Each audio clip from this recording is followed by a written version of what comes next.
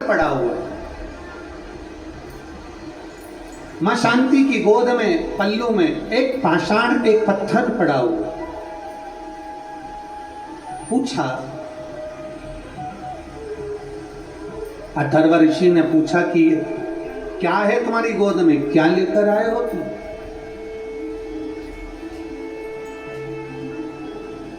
ये तुम्हारी गोद में है क्या, क्या लेकर आए हो तुम, क्या लाए हो? मां उसी समय पर कहती है, स्वामी ये मेरी गोद में जो पाषाण है, मेरी गोद में जो पत्थर है, जो कंकर है, मैं आ रही थी और आते आते मेरे सिर पर लकड़ी का गट्ठा रखा हुआ था, क्योंकि संविदा लेने के लिए मैं गई थी। संविदा लेने के लिए गई थी और आते आते बीच में मुझे ठोकर लग गई। उस ठोकर ने, जो पत्थर से मुझे ठोकर लगी थी, उस पत्थर को, उस कंकर को मैंने जब देखा तो उसमें मुझे शिव तत्व नजर आया, मुझे शंकर नजर आया, मुझे शिव दिख रहा। और खानो नहीं भावे मने, पीनो नहीं भावे रे, और दौड़ दौड़ मन सत्संग जाए। मुझे सूझा नहीं, उस कंकर में, उस पत्थर में मुझे भगवान शंकर का प्रतिबिंब नजर आ रहा था, शिव दिख रहे थे मुझे, शंकर नजर आ रहे थे मुझे, उस कंकर में, उस पत्थर में, उस पाषाण में मुझे शंकर का दर्शन हो रहा था। इसलिए मैं इस पाषाण को, इस कंकर को, इस पत्थर को मैं लेकर आ गया।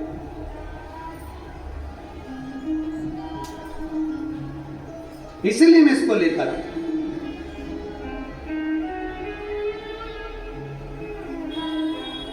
मैं इस पाषाण को लेकर आ गई हूं। अथर्वा बाबा ने कहा, जरा दिखाओ कहां है वो पाषाण, जरा दिखाइए, वो कंकर कहां है, वो पत्थर कहां है, जरा दिखाओ हमको। अब देखिए, बहुत सावधानी से कथा का स्मरण करिएगा। गुरु महादेव शिव महापुराण की कथा चल रही है, बहुत सावधानी से सुनिएगा, ध्यान दीजिएगा इस पर। आपको तो कंकर में शंकर दिख रहा है, पर कोई तुमसे कहे कि कहां दिख रहा है, जरा मुझे बताओ, कहां दिख रहा है कंकर में शंकर, जरा मुझे दिखाओ। और कोई तुमसे कहे तो आपसे निवेदन है कि आप किसी को कंकर में शंकर दिखाने का प्रयास मत करना। आपके लिए महादेव कंकर में शंकर बनकर आ जाता है, दूसरों के लिए नहीं आ सकता। भाई, शिव कथा कहती है, भगवान शंकर का चरित्र कहता है, नेत्र भी तो वैसे चाहिए देखने के लिए। आप देख सकते हो।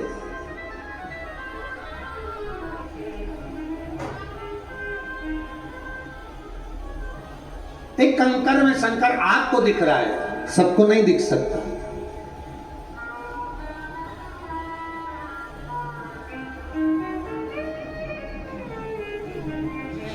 आप में से कई माताएं ऐसी हैं और कई भाई ऐसे बैठे हुए हैं, कई जीजियां, मेरी कई जीजा ऐसे बैठे हुए हैं कि वो जब शिव जी का पूजन करने के लिए मंदिर में लोटा भर के जल चढ़ाने के लिए जाते हैं, भगवान शंकर के मंदिर में जब वो पहुंचते हैं और शिव जी को एक लोटा जल चढ़ाने के लिए जब जाते हैं, तो कई बार जल चढ़ाते चढ़ाते भी उनको शंकर का प्रतिबिंब नजर आता है। बोलो सही है कि गलत?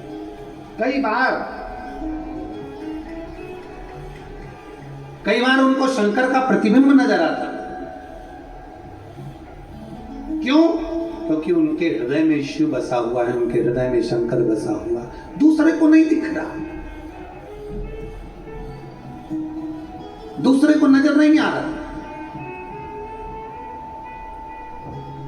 और आप दूसरे को दिखाओ भी मत। बहुत बहुत ध्यान देने वाला विषय है। तिजोरी का धन,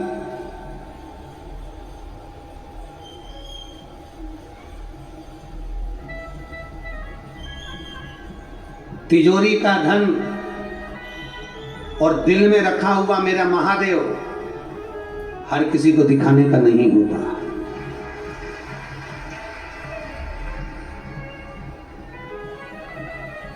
तिजोरी का धन हर किसी को दिखाने का नहीं होता, दिल में बैठा हुआ महादेव हर किसी को दिखाने का नहीं होता। कई लोग हमसे भी प्रश्न करते हैं, कई लोग हमारे पास भी आते हैं, हमसे भी करते हैं, कई प्रश्न उनके हमारे भी सम्मुख में लाकर कह देते हैं।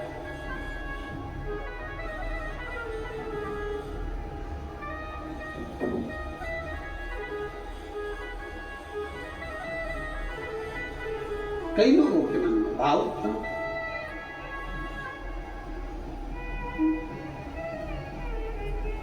तिजोरी का धन भी नहीं दिखाया जाता और अपने दिल में बसा हुआ जम के बोलो महादेव भी नहीं दिखाया जाता, वो भी नहीं दिखा सकता। ये अपने अपने भाव हैं, अपने अपने मन का भाव होता है। आधी रात को अगर कुत्ता रोए तुम्हारे घर के बाहर, आधी रात को कुत्ता रो रहा है तुम्हारे घर के बाहर रोड पर, तो लोग क्या कहते हैं? अब सकून हो रहा है। बोलो बोलो, सही है कि गलत है?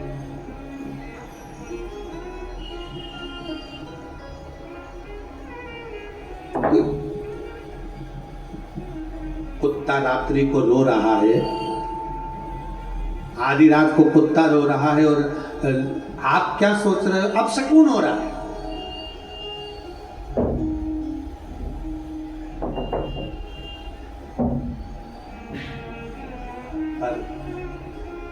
शिव महापुराण की कथा कहती है, मेरे शंकर जी का एक नाम पशुपति नाथ है। जितना अधिकार शंकर जी पर तुम्हारा है, उतना अधिकार एक पशु का भी शंकर जी पर उतना की उतना है। जितना अधिकार तुम्हारा है, उतना अधिकार मेरे पशु पक्षी जीव जलचर थलचर वायुचर जितने भी पशु पक्षी हैं, सबका अधिकार उतना की उतना है। आपको लग रहा है कि कुत्ता रात को रो रहा है तो ऐसा लग रहा है कि कुत्ता रो रहा है अपशगुन हो रहा है, पर शिव पुराण कहती है ऐसा नहीं कि हर कुत्ता रो रहा है तो अपशगुन हो। कोई कोई कुत्ता रात को इसलिए भी रो सकता है कि भूखा हो सकता है, रात को इसलिए भी रो सकता है कि उसको ठंड लग रही हो, रात को इसलिए भी रो सकता है कि पानी में गीला हो रहा होगा, रात को इसलिए भी रो सकता है कि कोई गाड़ी वाला उसको चोट पहुंचा कर चले गया होगा। हर एक कुत्ता रो रहा है, आधी रात को रो रहा है, और तुम भ्रम में जिंदगी जी रहे हो और तुम्हें लग रहा है कि अपशगुन हो रहा है।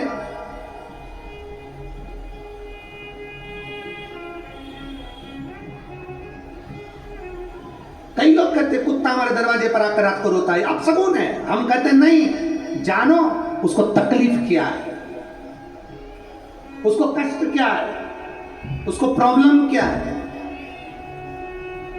एक बार झांक कर तो देखो घर के बाहर, कहीं उसे ठंड लग रही होगी, कहीं उसको भूख लग रही होगी, कहीं उसको कुछ कष्ट हो रहा होगा, इसलिए उसको रो रहा। पर हमने तो केवल एक भ्रम की जिंदगी में अपन ने प्रवेश कर रखा है। कोई ने अगर भ्रम पैदा कर दिया कि रात को कुत्ता रोए तो समझ लो कि अपशगुन होता है। काहे का अपशगुन? रात को कुत्ता रोए तो भगवान का नाम लेकर, महादेव का नाम लेकर, शंकर का नाम लेकर, श्री शिवाय नमस्तुभ्यम बोलकर एक बार उस जीव की मनोदशा को भी जानने का प्रयास करो कि उसको दुख क्या हो रहा है। कहीं भूखा तो नहीं है, दो रोटी के लिए तरस तो नहीं रहा। हो सकता है इससे कोई हमारा पुराना संबंध होगा, इसलिए हमारे दरवाजे पर आकर रो रहा है। क्योंकि अपनों के गले लगकर ही तो रोया जाता है, किसी पराये की छाती पर क्यों कोई रोए। उसको पशुपति नाथ कहते हैं।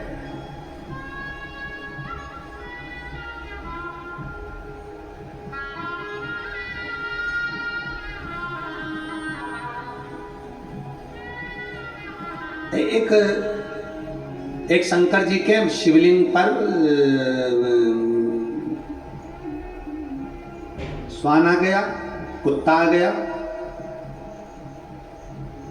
एक शंकर जी के शिवलिंग के पास में चीटा चीटी आ गए, झिंगुर आ गया, कोई जीव आ गया। किसी ने वीडियो वायरल कर दिया कि देखो तुम्हारे धर्म के देवताओं के पास में कुत्ते आकर यहाँ पर बैठे हुए हैं, कुत्ते आए हैं, जीव आए हैं, जानवर आए हैं, पशु आए हैं। अरे भाई, तुमने अभी सनातन धर्म को देखा क्या है? सनातन धर्म इसी को कहते हैं जो एक पशु और पक्षी को भी गले लगा लेता है, वो सनातन धर्म का देवता कहलाता है। तुमने सनातन धर्म को देखा क्या है? तुम सनातन धर्म को पहचानते कहां? सनातन धर्म तो वो धर्म है जिसमें हाथी की भी पूजन होती है महालक्ष्मी के दिन। सनातन धर्म तो वो धर्म है जहां कौवे को भी पूज्य माना जाता है और रोटी दी जाती है श्राद्धों के दिन। सनातन धर्म तो वो धर्म है जहां कुत्ते को भी रोटी दी जाती है श्राद्ध पक्ष में। सनातन धर्म तो वो धर्म है जहां पीपल के पेड़ के नीचे भी चूरा डालकर चींटियों का भंडारा कर दिया जाता है। सनातन धर्म तो वो धर्म है जहां वृक्षों की पूजन होती है। सनातन धर्म तो वो धर्म है जहां नदियों की पूजन होती है। सनातन धर्म तो वो धर्म है जहां कंकर और शंकर की पूजन होती है। सनातन धर्म तो वो धर्म है जहां बावड़ी और तालाब की भी पूजन होती है। सनातन धर्म तो वो धर्म है जहां घर घर में बहन और बेटी को भी पूजा जाता है। सनातन धर्म तो वो धर्म है जहां बड़ों का आदर किया जाता है। उस धर्म में हम पैदा हुए हैं, उस धर्म में हमारा जन्म। उसको पहचानो, उसको जानो।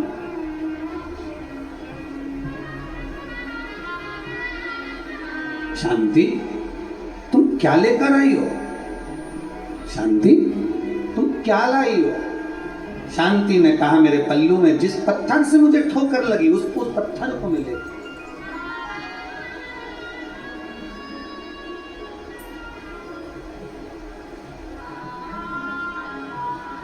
हे भाई, शिव महापुराण की कथा कहती है,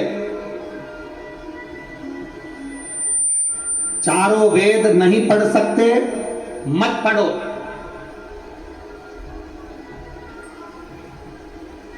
चारों वेदों का ज्ञान नहीं ले सकते मत लो।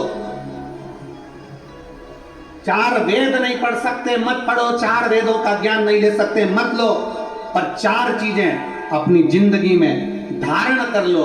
पहली समझदारी, दूसरी जवाबदारी, तीसरी वफादारी और चौथी ईमानदारी अगर है तो चारों वेदों का सार तुम्हारे पास है। चार वेद नहीं पढ़ सकते कोई बात नहीं, चार वेद का ज्ञान नहीं ले सकते कोई बात नहीं, पर चार चीजें अपनी जिंदगी में उतार लो तो चार वेद के बराबर है। पहले नंबर पर समझदारी रखिए, दूसरे नंबर पर जवाबदारी रखिए, तीसरे नंबर पर वफादारी रखिए और चौथे नंबर पर ईमानदारी रखिए, तो चारों वेदों का सार तत्व पूर्ण हो जाता है।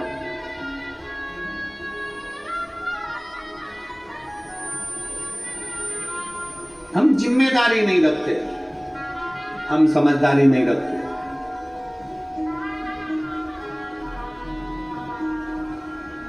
कोई आता है कह देता है शंकर जी पे जल मत चढ़ाओ, हम संकोच में पड़ जाते हैं, चढ़ाऊं कि नहीं चढ़ाऊं, पूजन करूं कि नहीं करूं। किसी ने कह दिया शिव जी पे चढ़ा हुआ जल मत पियो, टेंशन हो गया, पीऊं कि नहीं पीऊं।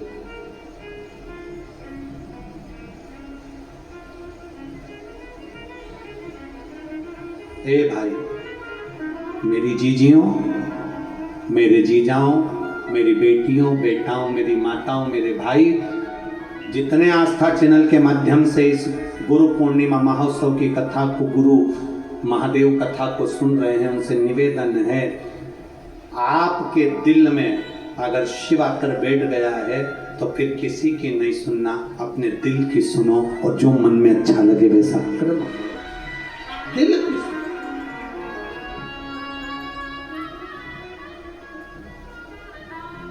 किसी के कहने पर कब तक चलोगे? अपना टीवी का रिमोट अपने हाथ में रखो, दूसरे के हाथ में दोगे तो वो क्रिकेट ही खेलेगा, दूसरे के हाथ में दोगे तो वो नाटक ही देखेगा, दूसरे के हाथ में अपना टीवी का रिमोट दोगे तो वो कार्टून ही पेश करेगा। अपना रिमोट, अपनी टीवी का अपने हाथ में रखो, उसी तरह अपने दिल को अपने मन को और अपने शिव को अपने हाथ में रखो, अपनी भक्ति को अपने हाथ में रखो, दूसरे के हाथ में मत जानो। दूसरा कहेगा ऐसा मत करो, जल मत चढ़ाओ, आप नहीं चढ़ाओगे। दूसरा कहेगा ऐसा मत करो, मतलब तुम्हारा रिमोट दूसरे के हाथ में, वो जैसा कहता है तुम वैसा करते हो।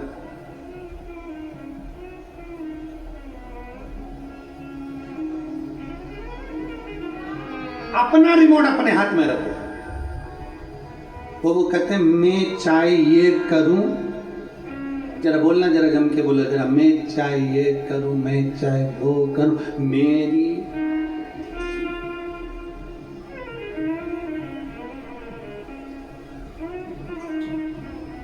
अभी अभी वो हम सुन रहे थे जब हम अंदर कक्ष में थे तो कुछ माताएं बाहर बैठ के बात कर रही थी। एक बोली कि शंकर जी को बेलपत्री चढ़ाना तो टूट पीछे की तोड़ के फिर चढ़ाना। दूसरी बोली मैं तो ऐसी चढ़ा दूंगी। तीसरी बोली नी ऐसी नहीं चढ़ाना। चौथी बोली ऐसी चढ़ाना। पांचवी बोली ऐसी चढ़ाना। सब बैठ के बात कर रही थी। फिर धीरे धीरे उनने भजन गाना चालू कर दिया। हमारा निवेदन है, तुम्हारा दिल कर जाए ना शंकर को वैसे रिझाना, तुम्हारा दिल कर जाए कि शिव को कैसे रिझाना वैसे तुम रिझाओ, दिखावे से नहीं।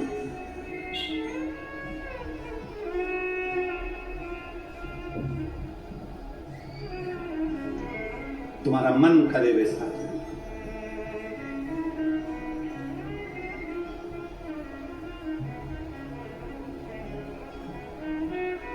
महाराज कहा, अथर्वा ऋषि ने कहा कि जरा मुझे उस कंकर का दर्शन करा दीजिए। अथर्वा ऋषि कह रहे हैं मुझे उस कंकर का दर्शन करा दो। धर्म पत्नी शांति ने वो कंकर निकाल कर दिया। अवस्था 3 निकल चुकी थी पर संतान नहीं थी। अथर्वा बाबा ने वो कंकर जो देखा समझ गए ये कंकर नहीं है, ये ठोकर लगा हुआ कंकर नहीं है। मेरी पत्नी 3 दिन से आंसू बहा रही है कि अपने घर में औलाद नहीं है। शंकर की रोज झाड़ू पोछा करती, रोज पूजन करती। आज इसकी पल्लू में ये कंकर नहीं आया है। स्वयं शंकर ने औलाद का सुख प्रदान करने का वर दिया। कंकर नहीं है। कुबेरेश्वर धाम का एक भी कंकर नहीं है। कुबेरेश्वर धाम का एक एक कंकर शंकर है। उसको लेकर जाओ। जब आप पूजन करते हो, आराधना करते हो, उसकी 15 दिन तक भी आराधना करी है तो 15 दिन में उसको उसके कंकर में आपको शंकर का एक दिन प्रतिबिंब का दर्शन जरूर होगा। वो कंकर नहीं है तो शंकर है। एक पत्र है देखो।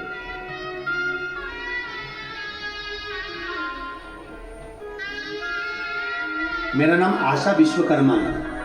मैं मंडीदीप की रहने वाली हूँ, जिला रायसेन। कहीं बैठी हैं आशा जी? कहीं बैठी हो तो हाथ हिला सकती है। मेरा नाम आशा विश्वकर्मा है। मैं मंडीदीप की रहने वाली हूँ, जिला रायसेन की। कहीं बैठी हो? आप ही हैं? हाथ हिला दो। आ जाओ, बेलपत्र लेकर चले जाना। आ जाओ। मेरा नाम आशा विश्वकर्मा है। मैं मंडीदीप की रहने वाली हूँ, जिला रायसेन की। एक लोटे जल का मैं क्या वर्णन करूँ गुरुदेव। मेरे बड़े बेटे विजय विश्वकर्मा को कैंसर हो गया था। उसको एम्स में इलाज चल रहा था। एम्स में इलाज चलते चलते कैंसर का पर उसको आराम नहीं मिल रहा था। हमने डॉक्टर से भी बात करी पर डॉक्टर ने कहा कि इसकी कोई जवाबदारी नहीं है। अब करे तो करे क्या। एम्स में इलाज चलते चलते समय निकलता गया। हम लोगों ने इंदौर में ही मकान किराए से ले लिया और उसका इलाज कराते रहे पर वो ठीक नहीं हुआ। कई समय निकल गया। तभी एक मेहमान मिलने के लिए आए और उन्होंने कहा कि डॉक्टर के हिसाब से तो ये ठीक होने वाला नहीं है और इतने महीने हो गए और महीनों से तुम इंदौर में पड़े हुए हो, अब क्या करें। तो उसने कहा एक बार परिवार के किसी सदस्य को कुबेरेश्वर धाम भेजो, वहां से रुद्राक्ष मंगवा लो। वो रुद्राक्ष को पानी में गलाकर उस बच्चे को देना प्रारंभ करो।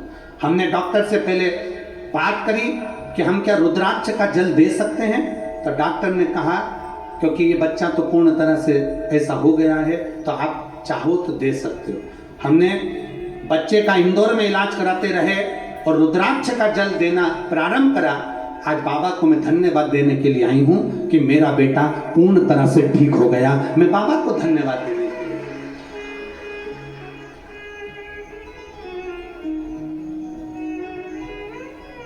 गुरुदेव, हमारे पास में इतना पैसा नहीं था, पर मेरे कुबेर भंडारी ने ऐसी कृपा कर दी गुरुदेव कि हमारा जो कैंसर का इलाज चल रहा था, अब बाबा की कृपा से वो बंद हो गया, क्योंकि इतना धन हमारे पास नहीं था और बाबा ने हमको संभाल लिया।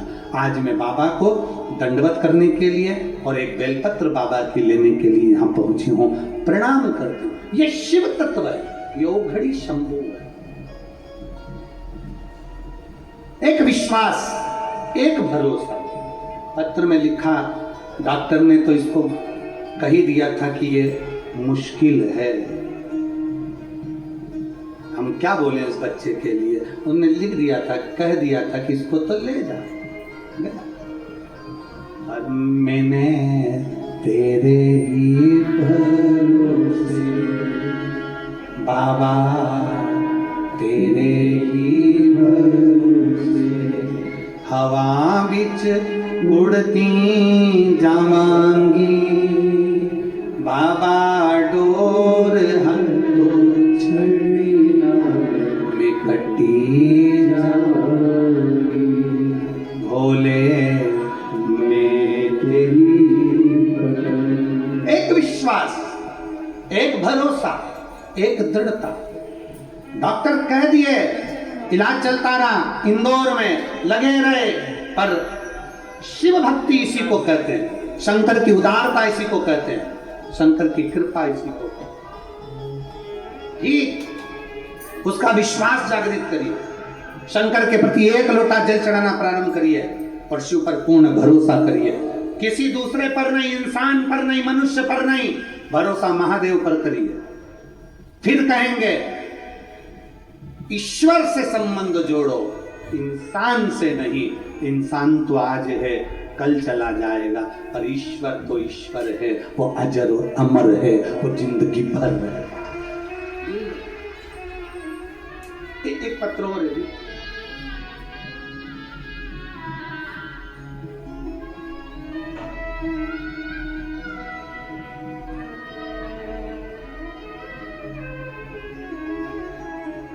महाराज,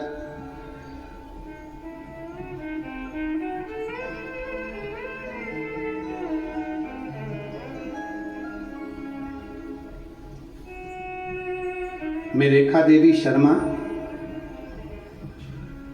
अजमेर से आई हूं। कहीं बेटी हैं रेखा देवी? अजमेर से। रेखा देवी शर्मा अजमेर से कहीं बेटी हैं? हाँ ठीक है, देख गई। आ जाओ, एक बेलपत्र लेकर चले जाना। मेरा बेटा सरकारी जॉब के लिए अप्लाई करता रहा, पर उसका कहीं जॉब नहीं लगा। मैं हमेशा अपने बच्चे से कहती थी, देख मेहनत कर, संघर्ष कर, बाबा सुनेगा जरूर। बच्चा कहता है माँ, पर मुझे तो नौकरी करना है, तो फोर्स में करना है, आर्मी में करना है, पर मेरा जॉब नहीं लग सकता क्योंकि मैं इतना मेहनत नहीं कर सकता।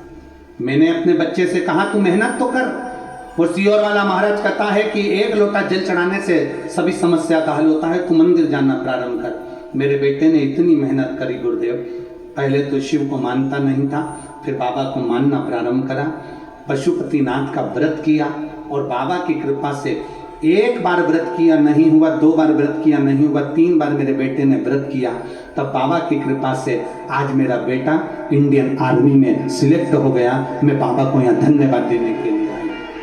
एक विश्वास, एक भरोसा, एक दृढ़ता और एक हमारे भीतर की भक्ति, हमारे भीतर का बल आपको मंजिल तक पहुंचा देगा।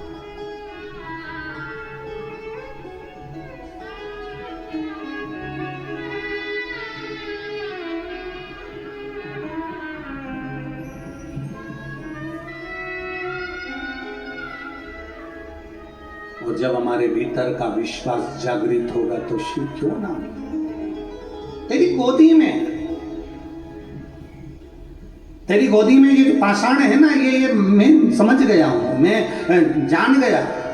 अथर्व ऋषि करे मैं पहचान गया, मैं जान गया कि शिव शिव है। गोदी में कंकर नहीं, स्वयं शंकर आए। मैं जान गया, मैं पहचान गया। बड़ी कृपा करता है दाता, बहुत बहुत करुणा करने वाला शिव इतनी कृपा करता है, किसी ना किसी रूप में आता है, दर्शन देता है, चले जाता है, कब आता है कब जाता है किसी को समझ नहीं आ पाता है।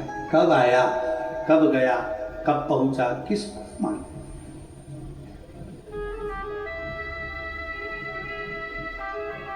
किसी को ना बताओ कि आपने शिव को देखा है, दुनिया नहीं समझ सकती आपको, बिल्कुल नहीं समझेगी।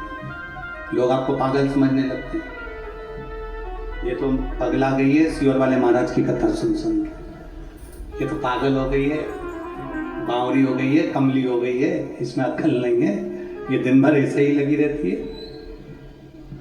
उसको नहीं बता सकते कि मैंने क्या पाया, क्या पाया मैंने।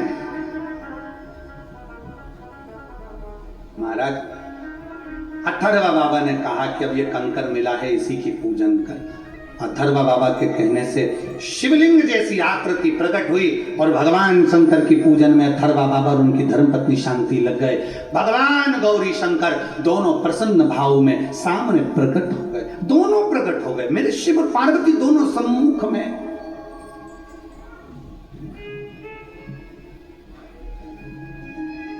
कहा जो अथर्वा बाबा ने देखा, प्रभु आप मां के साथ शांति नेत्र बंद कर बैठी थी, आज मेरे गौरी शंकर, आज मेरे शिव शंकर मेरे सामने आए।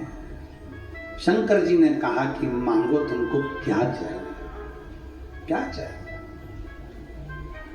क्या दें हम आपको, मांग लो आज। और जब शिव कहे कि मांग लो, तब बहुत विचार करना और बाबा के ऊपर छोड़ देना, क्या मांगू। तूने मनुष्य का शरीर दे दिया, तेरे मंदिर तक एक लोटा जल चढ़ाने के लिए रोज बुला लेता है, रोज तेरा दर्शन करा लेता है, इससे बढ़कर दुनिया में और क्या चाहिए। तू मेरा होगा, बस इतना ही चाहिए, तू मेरा होगा। और शंभु शरणे बड़ी मांगू घड़ी रे, दुख काट दया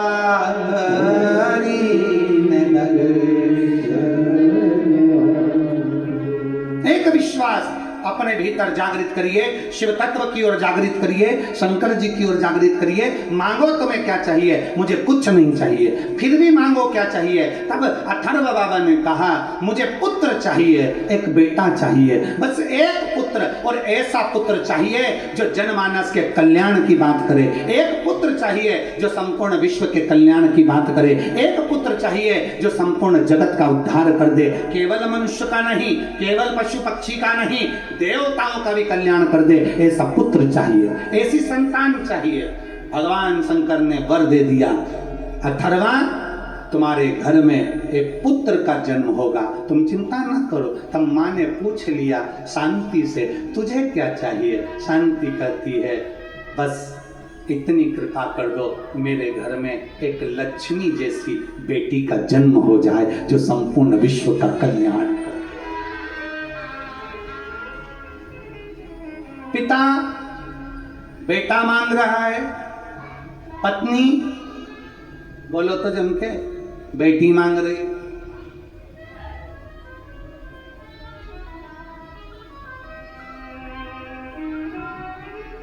पार्वती जी ने कह दिया मैं तुम्हें वर देती हूं, तुम्हें वर प्रदान करती हूं।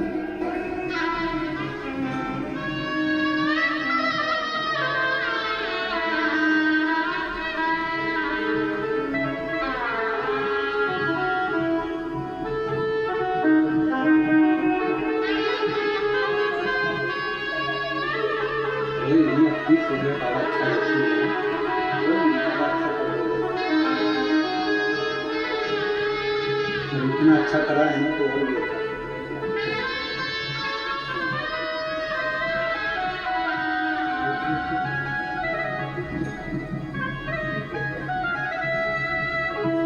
कोई नहीं, खुश होकर जाओ बाबा कराएगा अच्छा, खुश होकर जाओ बाबा अच्छा कर दिया ना, और अच्छा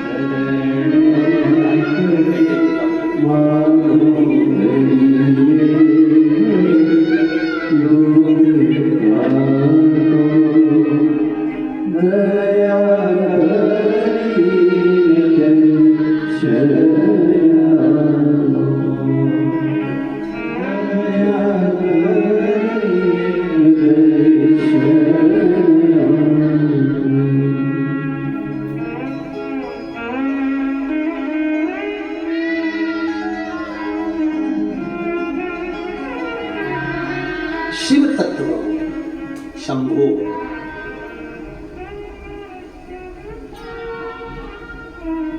कह रही हैं हमारे घर में गैस की टंकी में आग लग गई थी, पूरा मकान जल गया था, सब सो रहे थे। एक शंकर का कंकर शिवलिंग मंदिर और एक घर का सदस्य, किसी को भी आग नहीं लगी, बाकी का सब जल गया। अच्छा, ये भरोसा, ये विश्वास, ये दृढ़ता आप लोगों की है, इसमें सीहोर वाले महाराज का कुछ भी नहीं, हमको आता भी कुछ भी नहीं है, हमें कुछ नहीं आता, केवल इतना जरूर है कि भगवान का भजन आप भी कर ले और हम भी कर ले, शिव कथा आप भी सुन ले और हम भी सुन ले, इससे ज्यादा कुछ नहीं।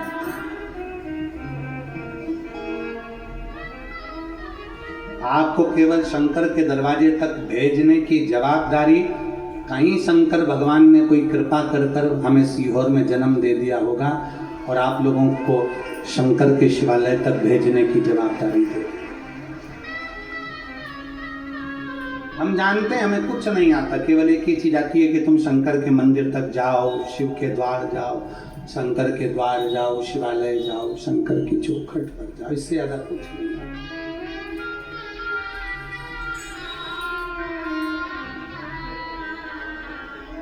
और आता भी क्या, बस केवल आपको वहां तक भेज दिया। बहुत अथर्वा बाबा ने अपनी धर्मपत्नी के साथ शिव की आराधना करना प्रारंभ किया और जो आराधना करी शिव जी ने वर दे दिया, पुत्र होगा,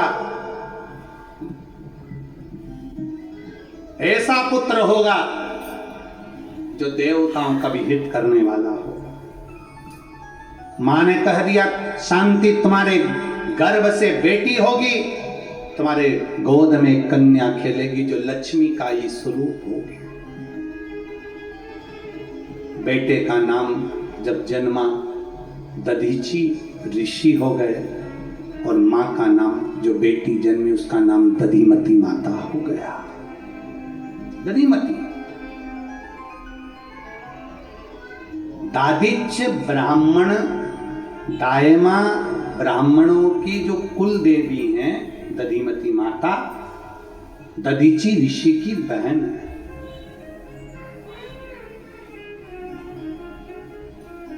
जितने दादिच्य ब्राह्मण हैं, जितने दायमा ब्राह्मण हैं, जितने दादिच्य ब्राह्मण हैं, उनकी बुद्धि में ये बैठना चाहिए कि आपकी कुल देवी कोई साधारण नहीं, दधिमती माता है जो संपूर्ण विश्व का कल्याण करने वाली है, संपूर्ण विश्व का कल्याण करने। दधीचि ऋषि की बहन, मां शांति के गोद में प्रकट होने वाली, मां शांति की गोद में खेलने वाली, अथर्वा बाबा की पुत्री कहलाने वाली, वो साधारण नहीं है।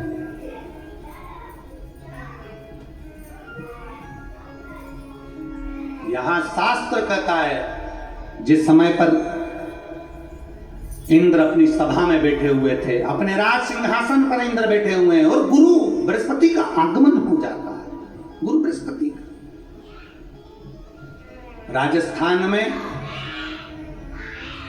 दधिमती माता का मंदिर है, शायद नागौर जिले के अंतर्गत होना चाहिए जहां तक स्मरण में आए, है नागौर में है। हाँ, दधिमती माता का मंदिर नागौर के अंतर्गत ही आता है,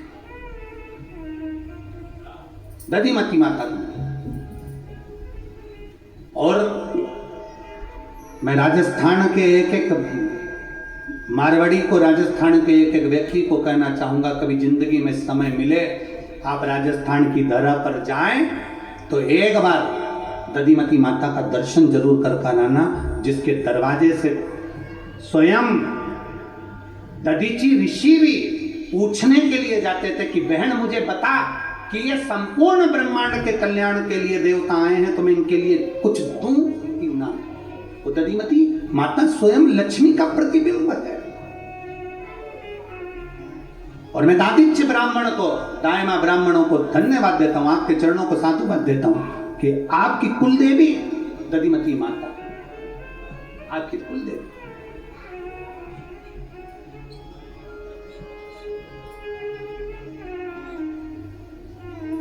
भारत की भूमि का पहला मंदिर है जिसकी शिखर पर पत्थर पर अंकित पूरी रामचरितमानस है, वो दधिमती माता है। रामचरितमानस पूरे शिखर पर अंकित है, दधिमती माता।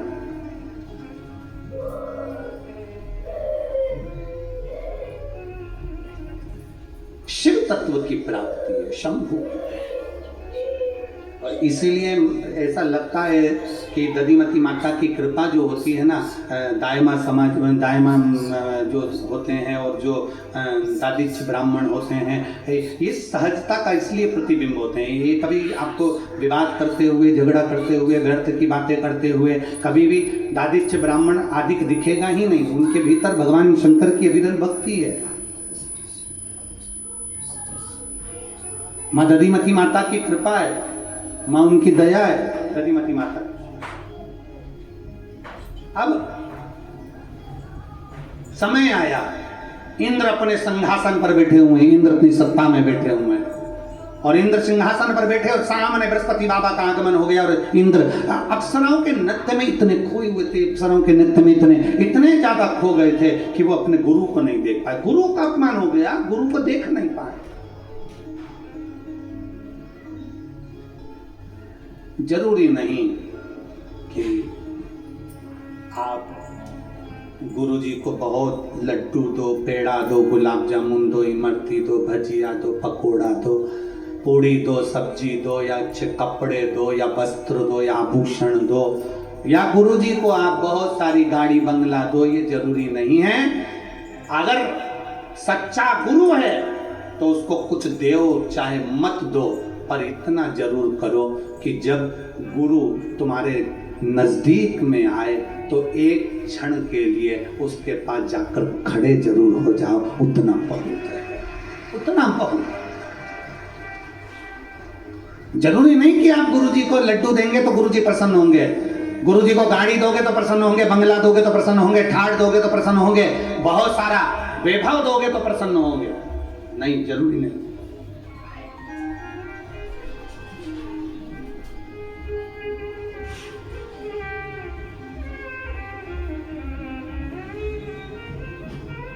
बहुत आज के समय में बहुत सारा दुनिया के लोगों ने आडंबर करना प्रारंभ कर दिया, बहुत सारा आडंबर।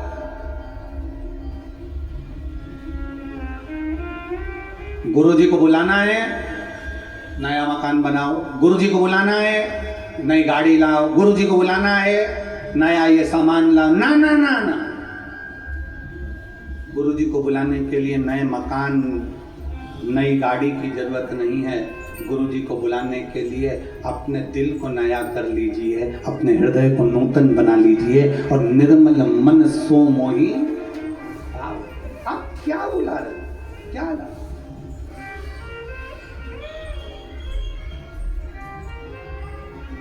केवल मन को पवित्र बनाने का प्रयास है। धन से कभी गुरु नहीं आता। असली गुरु कभी धन का भूखा नहीं होगा, असली गुरु कभी सत्ता का भूखा नहीं होगा, असली गुरु कभी वैभव का भूखा नहीं होगा। असली गुरु तुम्हारे धन के बल पर नहीं आएगा, असली गुरु तुम्हारे वैभव के बल पर नहीं आएगा, असली गुरु तुम्हारे सत्ता के बल पर नहीं आएगा। असली गुरु के लिए तुम करोड़ों की दौलत सामने रख दो तो भी नहीं आएगा। असली गुरु होगा तो वो एक गरीब बड़े के घर भी चले जाएगा और असली गुरु होगा तो एक अमीर के घर भी पहुंच जाएगा। उसमें भेद नहीं है। असली गुरु को तुम्हारे वैभव, धन और सत्ता की जरूरत नहीं पड़ती। असली गुरु तो एक साधारण से साधारण व्यक्ति के दरवाजे पर भी पहुंचने को तैयार हो जाता है। असली है तो, और नकली है ना तो तुम वैभव दीजिए, धन दीजिए, संपदा दीजिए, सत्ता दीजिए, गाड़ी बंगला बहुत लगा दीजिए, तब गुरु तुम्हारे यहां पहुंच जाए। ना ना ना, असली असली होता है।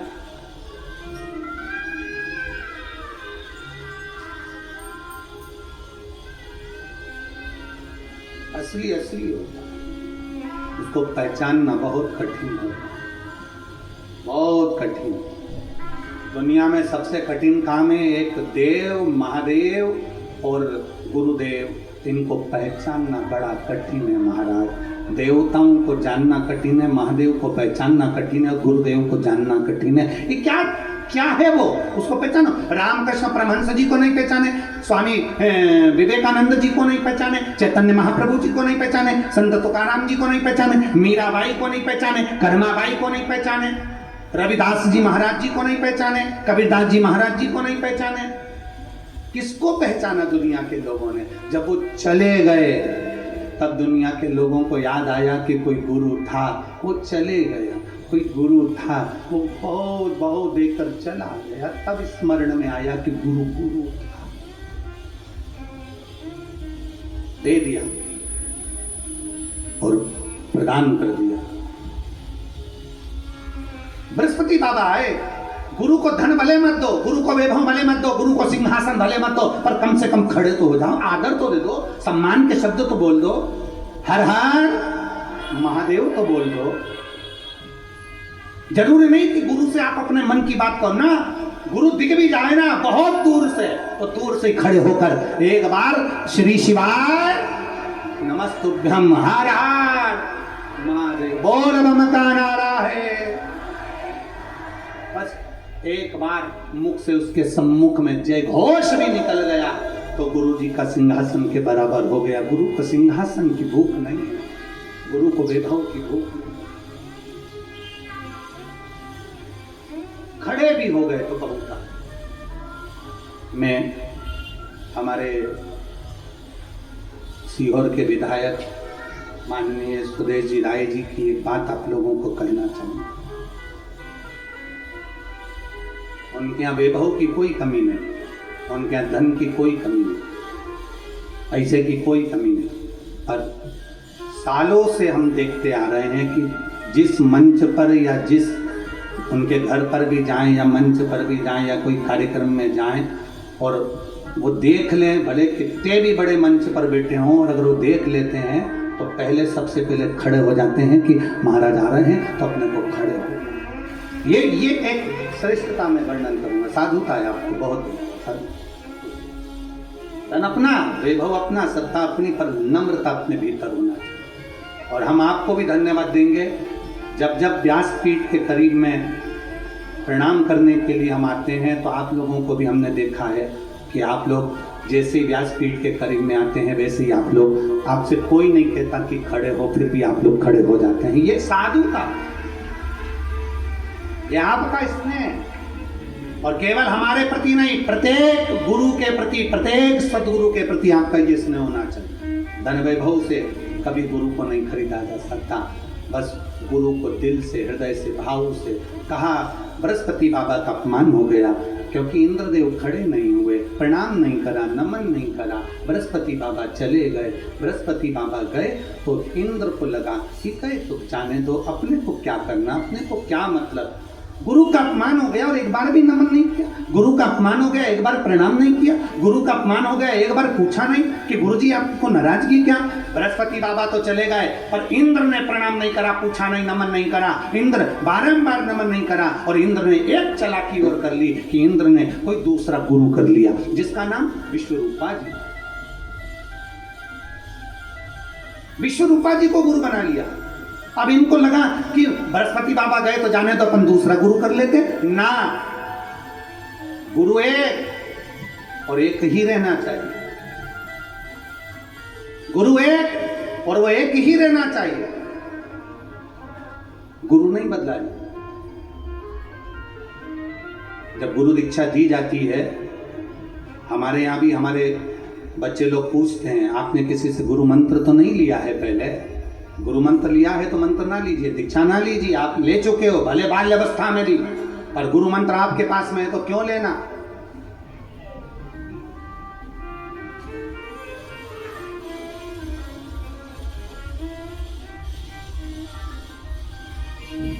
कई लोग कह देते हैं हमने उनसे मंत्र लिया था, उनके साथ ऐसा हो गया, लोग ऐसा हो गया। अरे कुछ भी हुआ हो, गुरु की करनी गुरु भरेगा और चेला की करनी चेला। गुरु के साथ कुछ भी हुआ पर उसके मंत्र के साथ थोड़ी ना हुआ। मंत्र तो मंत्र है।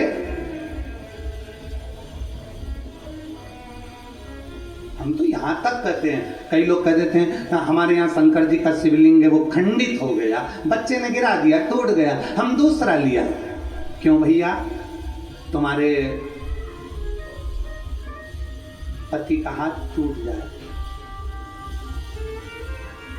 या तुम्हारा हाथ टूट जाए तो तुम्हारा पति क्या दूसरी ले आएगा?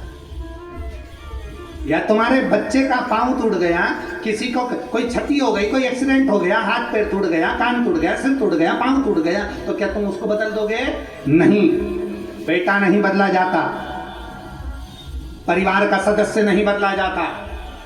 तो फिर घर का मंदिर में शिवलिंग टूट गया, खंडित हो गया, पहले तो ये मान लेना सब देवता की मूर्ति खंडित हो सकती है, पर शंकर का शिवलिंग कभी खंडित नहीं होता, वो अखंड है। वो अखंड है। अगर उसका भगवान शंकर का शिवलिंग अगर खंडित भी हो जाता है, 2 टुकड़े हो गए, 4 टुकड़े हो गए, 5 टुकड़े हो गए, 6 टुकड़े हो गए, 1000 टुकड़े हो गए तो वह हजारों पूजाते हैं। 4 टुकड़े हो गए तो चारों पूजाते हैं, 25 टुकड़े हो गए तो 25 पूजाते हैं, 100 टुकड़े हो गए तो 100 पूजाते हैं। शंकर का शिवलिंग कभी खंडित नहीं माना गया, वो अखंड है, वो खंडित नहीं कहला, वो अखंड है। उसके टुकड़े होने के बाद किसी महाराज से मत पूछो कि मेरे यहाँ शिवलिंग के टुकड़े हो गए तो मैं विसर्जन कर दूं, खंडित हो गए ना। शंकर का शिवलिंग कभी खंडित नहीं होता, वो अखंड है। एक था तो एकांतेश्वर था, ज्यादा टुकड़े हो गए, सहस्त्रेश्वर महादेव हो गए। सहस्त्रेश्वर, बहुत सारे शिवलिंग हो गए, बहुत। उसकी कृपा है, बढ़ गए। तुम नहीं बढ़ा रहे थे वंश तो उसने बढ़ा दिया, उसने कहा मैं बढ़ गया, ले।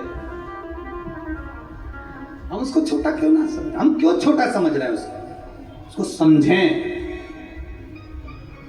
एक कथा हमने पहले सुनाई थी नागपुर के एक हमारे पल्लोड़ जजमान थे, उन्होंने राज्य में कथा कराई थी और हमने एक कथा पहले सुना चुके हैं। उनके यहाँ चोर घुस गया घर में, चोर घुस गया तो चांदी के भगवान के बर्तन भी ले गया, उसको लगा ये भगवान लड्डू गोपाल की मूर्ति सोने की है तो वो उसको भी ले गया। बाहर निकला, चांदी के बर्तन को पीट के देख लिया, चांदी के तो उसने मूर्ति को भी पीट के देख लिया सोने की है कि। उसने देखा सोने की तो है ही नहीं, वापिस पटक दिया वापिस।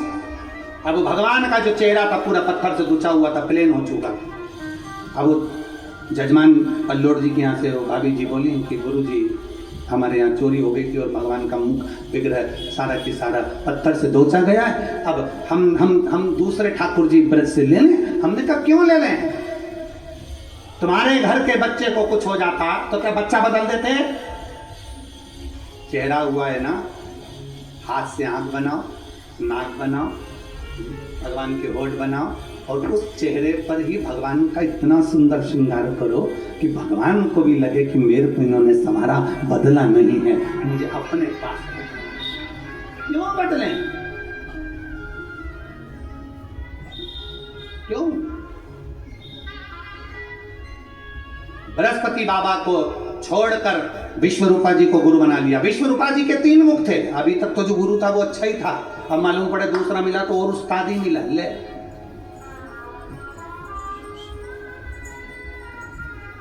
इंद्र ने दूसरा गुरु बना लिया, उसके 3 मुख थे, इंद्र से भाग लेता था, असुरों को देता था। क्रोध आ गया इंद्र को, उन्होंने तलवार उठाकर तीनों सिरों को काट दिया। ब्राह्मण हत्या माथे चढ़ गई, ब्राह्मण हत्या माथे चढ़ गई। और ब्राह्मण हत्या जब माथे चढ़ी, इंद्र ने सोचा क्या करूं, एक कमल की डंडी के अंदर इंद्र जाकर छुप गए। नारद जी ने कहा कब तक छुपे रहोगे, ब्राह्मण हत्या तो पीछा छोड़ने वाली नहीं है, एक काम करो, इस ब्राह्मण हत्या को 4 जगह पर बांट दो। पहला, पृथ्वी को ब्राह्मण हत्या का भाग दिया तो पृथ्वी का बंजर भाग ब्राह्मण हत्या का भाग है। पृथ्वी पर जो वृक्ष लगते हैं, वृक्ष में जो गोंद लगती है वो ब्राह्मण हत्या का अंश है, इसलिए भगवान के प्रसाद में गोंद नहीं डलती, क्योंकि उसमें ब्राह्मण हत्या का अंश रहता। गोंद के लड्डू का भोग भगवान को नहीं लगता, क्योंकि उसमें ब्राह्मण हत्या का अंश रहता। दूसरा भाग दिया जल को, जल के ऊपर जो फेन रहता है वो ब्राह्मण हत्या का अंश है। तीसरा भाग दिया अग्नि को, अग्नि की जो ऊपर नीली लपट रहती है वो ब्राह्मण हत्या का अंश है। चौथा भाग दिया स्त्री को, स्त्री का रजस्वला होना ब्राह्मण हत्या का अंश है। 4 स्थान पर बांट दिया। इंद्र वापिस सिंहासन पर जाने लगे, मालूम पड़ा कि विश्वरूपा जी के पिता तुष्टा ऋषि ने एक यज्ञ करके वृत्रासुर को उत्पन्न कर लिया।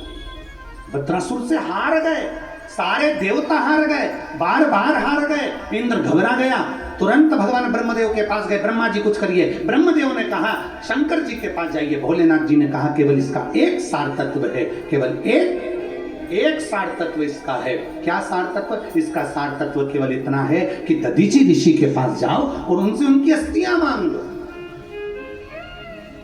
वो अस्थियां शस्त्र का काम करेगी और वृत्रासुर मर जाएगा।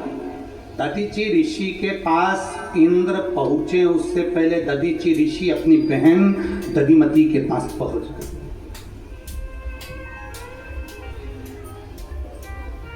दधिमती के पास दधीचि ऋषि अपनी बहन दधिमती के पास गए और दधिमती से कहा, बहन, ओ बहन। दधिमती ने जैसे ही सुना मेरा भाई दधीचि आया है, हाँ भैया क्या बात है? दधिमती से कहा, बहन देवता आने वाले हैं मेरी अस्थियों को लेने के लिए, मुझे मेरे शरीर छोड़ना पड़ेगा, तू कहे तो मैं छोड़ दूं। बहन बड़ी विद्वान थी, उसने कहा भैया तू चिंता मत कर, शिव के भरोसे शंकर के आश्रित होकर तू अपना शरीर छोड़ देना, शरीर छोड़ देना। एक प्रसंग आता है, एक पत्नी रो रही थी, पति के प्राण छूट रहे थे, उसका अंतिम समय चल रहा था, वो पड़ा हुआ था पलंग पर, वो प्राण छूट रहे थे। पत्नी रो रही थी, तुम मुझे किसके सहारे छोड़कर जा रहे हो? पत्नी रो रही है, स्वामी आप मुझे किसके सहारे छोड़कर जा रहे हो? अपने बच्चों को किसके सहारे छोड़कर जा रहे हो? अपने देवर के सहारे, जेठ के सहारे, ससुर के सहारे, सास के सहारे, परिवार वालों के सहारे, नंदोई के सहारे, ननन के सहारे, मोहल्ले वालों के सहारे, आप अपने पत्नी और बच्चों को किसके सहारे छोड़कर जा रहे हो? पति ने जवाब दिया, जो मुझे लेकर जा रहा है मैं उसी के सहारे तुझे छोड़कर जा रहा हूं। तुम मुझे किसके सहारे छोड़कर जा रहे हो? मेरे बाबा दया करना, मैं तेरे भरोसे, भोले बाबा दया करना, मैं तेरे भरोसे। एक पत्र आया है,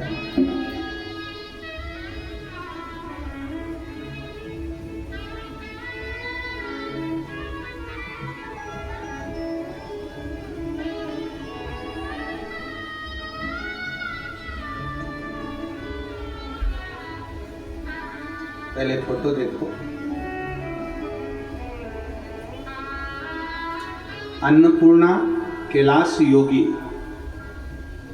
पता आदिल कॉलोनी, पुरानी पचोर, जिला राजगढ़, मध्य प्रदेश की रहने वाली हूँ। मेरा मोबाइल नंबर ये, कहीं बैठी हैं? हाथ हिलाइएगा। आप ही हैं? श्री शिवाय नमस्ते। ये बच्चा आया है साथ में, आ सकता है धीरे धीरे, ना आए तो उसको वहाँ बिठा दो, भले आप बिलपत्र लेकर चले। आ जाओगे? आ जाओ, धीरे धीरे आ जाओ। मेरा बेटे विजयगंज मंडी के पास अंगरोध में रात को 10 बजे उसका एक्सीडेंट हो गया। गुरुजी, एक्सीडेंट होते से विशाल योगी जो मेरा पुत्र है, उसको जैसे ही गिरा वैसे ही उसको वेंटिलेटर पर डाल दिया गया। उसके शरीर में प्राण नहीं थे। डॉक्टरों ने कह दिया इसकी कोई गारंटी नहीं। उम्मीद खो दी। वेंटिलेटर में बस केवल वेंटिलेटर की ही श्वास थी, शरीर की कोई श्वास नहीं थी। क्या करें? शरीर में कोई श्वास नहीं, केवल वेंटिलेटर की श्वास थी। अब करें तो करें क्या? तभी हॉस्पिटल के किसी व्यक्ति ने कह दिया कि एक काम करो, तुम शंकर पर अभी की अभी जल चढ़ा दी तेरी रात को। हाँ, सियोर वाला महाराज कहता है शंकर का द्वार कभी बंद नहीं होता, वो खुला की खुला रहता है। जाओ चढ़ा। डॉक्टर ने हाथ ऊंचे कर दिए, शरीर में श्वास नहीं है, वेंटिलेटर की श्वास से कल शरीर दे दिया जाएगा, ले जाओ। रात को बाबा को एक लोटा जल चढ़ाकर कहा, बाबा हे कुबेरेश्वर महादेव, अब ये बेटा हमारा नहीं, अब तुम्हारा है। ये हमारी तरफ से तो चला गया, डॉक्टर के हिसाब से चला गया, इसका श्वास चली गई, और अब तुम्हारा, अब तुम जानो, तुम्हारा काम जानो। बाबा, डॉक्टरों ने तो दूसरे दिन शरीर देने का बोल दिया था, पर हमने भी बाबा को जल चढ़ाना प्रारंभ करा। रोज शिव के मंदिर जाती, जल चढ़ाती, उसके शरीर को लाकर लगा देती, बेलपत्र देना प्रारंभ कर दिया। तब 2 दिन लगातार ऐसा ही क्रम करा, शरीर में थोड़ी सी हलचल हुई, और फिर ऐसी हलचल धीरे धीरे होने लगी। डॉक्टर ने कहा ऐसा लगता है कि अब इसके शरीर में श्वास आ गई। तभी बाबा की चढ़ी हुई बेलपत्र उसके पलंग के पास लाकर रख देती और जल चढ़ाती कुबेर भंडारी का नाम लेकर। बाबा, बेटे के शरीर में श्वास आना प्रारंभ हुई, वेंटिलेटर हटा, आईसीयू में आया, प्राइवेट रूम में आया, और बाबा की कृपा से आज मेरा बेटा चलकर कुबेरेश्वर बाबा के धाम आया है। मैं बाबा को नमन करने के लिए।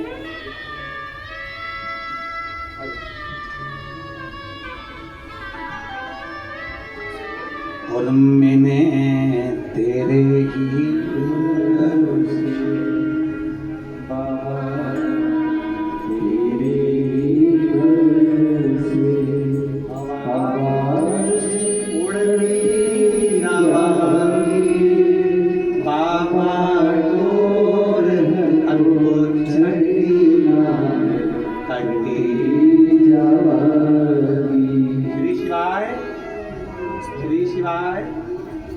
ठीक हो?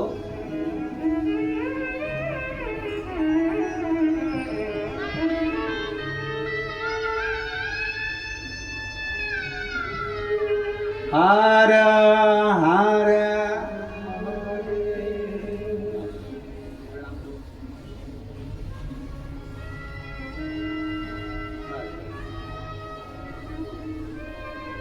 इतना बाबा ने चलाया है ना, उतना भी चलाया।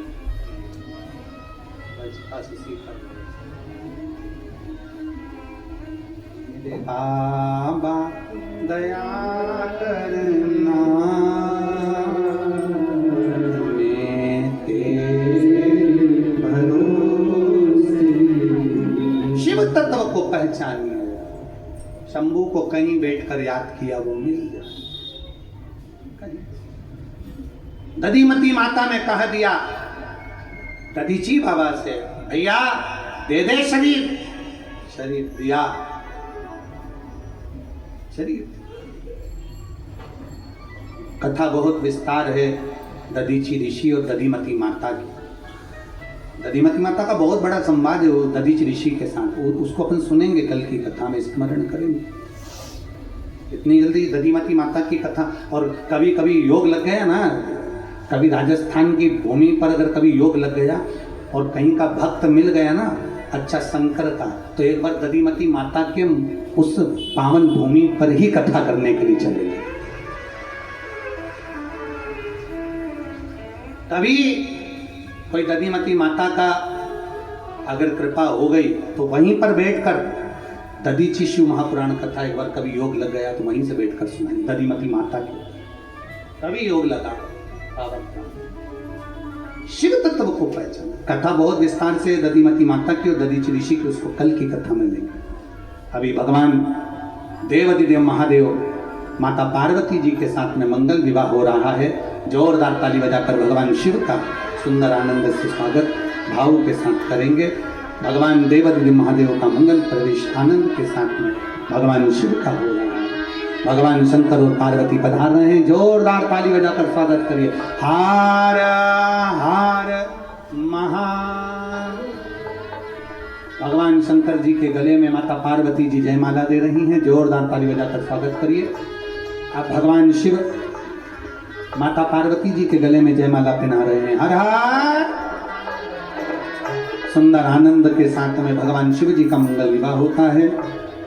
भाव के साथ में कथा कुबेरेश्वर धाम की पवित्र भूमि पर चल रही है। आप और हम उस कथा का रसपान कर रहे हैं। दोपहर में 1 बजे से 4 बजे तक कंकर शंकर की धरा पर बैठकर कथा का लाभ ले रहे हैं। अपने जीवन को सार्थक बनाएं, आनंदित बनाएं, अपने घर रहकर बड़े आनंद के साथ कथा का रसपान करें और अपने जीवन को सार्थक बनाएं। निवेदन है कि एक मिस कॉल आप और हम बाबा कुबेरेश्वर महादेव के मंदिर से जुड़ने के लिए, समिति से जुड़ने के लिए, हमसे जुड़ने के लिए, बाबा से जुड़ने के लिए 7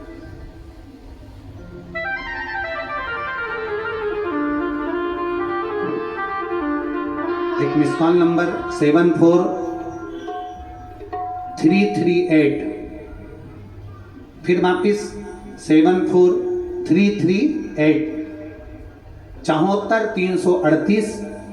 338 ये मिस कॉल देने का नंबर है, जिससे आपको प्रदोष की पूजन, शिवरात्रि का पूजन, शिवरात्रि कब है, कावड़ कैसे चढ़ाना चाहिए, प्रदोष का समय क्या होता है, शंकर की आराधना कैसे करी जाती है, ये सारी जानकारी इस मिस कॉल पर जब आप आएंगे व्हाट्सएप से जुड़ जाएंगे और आपके पास सूचनाएं आना प्रारंभ हो जाएगी। समिति का एक व्हाट्सएप नंबर भी है, वो भी आप लिख लीजिए 777100911। ये विठल सेवा समिति का व्हाट्सएप नंबर है, जिस पर आप जो दान करते हैं उसकी रसीद आपको इस नंबर पे प्राप्त हो जाएगी। हर हर